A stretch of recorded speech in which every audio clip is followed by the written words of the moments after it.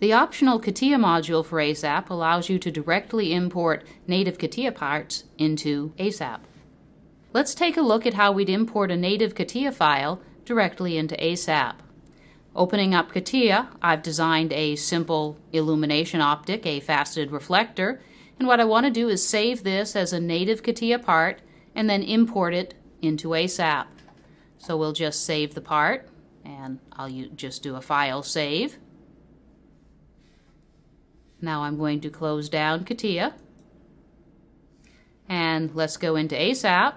And what I'll do is from the File Open option, in the Files of Type, let me go down until I can find the CAD files, including the *.cat part, the native CATIA format. So let's select files of that type, and here's my faceted reflector. And if I simply choose that file, I can then go through the ASAP import procedure, and I'm going to accept, in this case, not all of the options because what I've created is a surface. If I come down here to the geometry filter, you'll see that the default is to import all the solids. You can also optionally choose either simply the main solid or all surfaces. I've simply defined a one surface faceted reflector, so in this particular case, I'll just simply choose all of the surfaces. It doesn't matter about all solids, leaving that checked because there are no solids in this file. So I'll just click on OK, and now we'll go through the process. And here's the part that's been imported into ASAP. And I can come into this importing option here, and I can define some new parameters.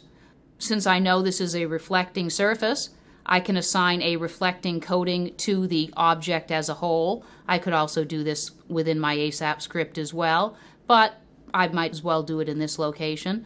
I also can set up my interface properties, and in particular, I know my reflector is going to have an air-to-air interface. The other thing I might want to do is choose to color all of the facets one color. Leaving them individual colors makes it easier to find some of the parts or identify specific facets, but for our case, I just want to make everything one color, and I'll just click on OK.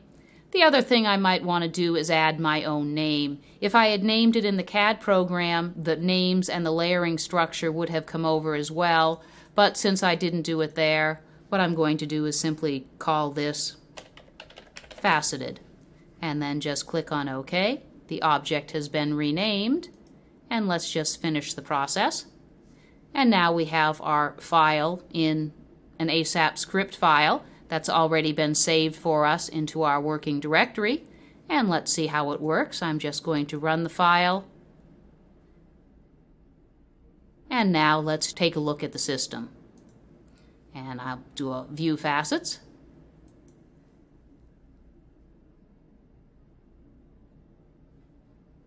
And here's my faceted reflector directly brought in to ASAP from CATIA.